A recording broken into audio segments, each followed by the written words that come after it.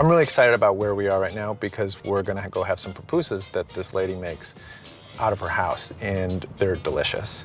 Now, the pupusa, in case you don't know, it's the national dish of El Salvador. It's like a little corn quesadilla, about this big, and it's filled with cheese and beans and meat and anything else you want to put in it, but that's usually what's in it. She makes pupusas for the neighborhood. She's really proud of what she does, and she's really good at what she does.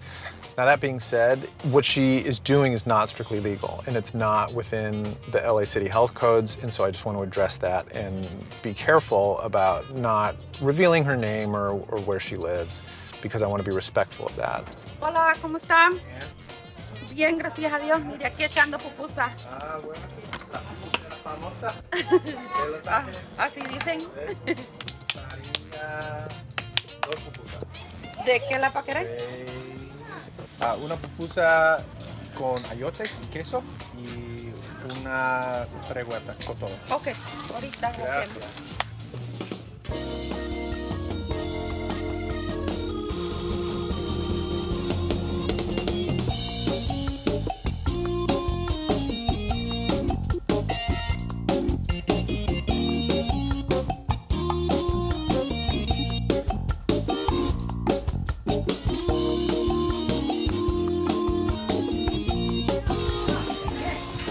Isn't that beautiful?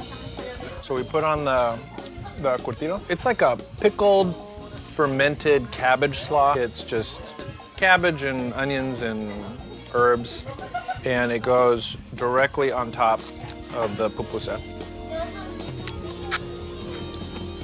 It's like vinegary and spicy and a little bit like oregano. Ooh, that's really spicy. So it's got a little bit of a kick, but it's cool. It's like it's temperature, it's cool-wise. So it's really good at it cools down the hot pupusa, which is really great. Okay, and then we put salsa on it. So we got the salsa. And then this goes on here too. And this reminds me of being in El Salvador. I mean, the whole experience does. It's like the food, but also the environment, the music, and the people, and the feel, being outside. These pupusas are so good.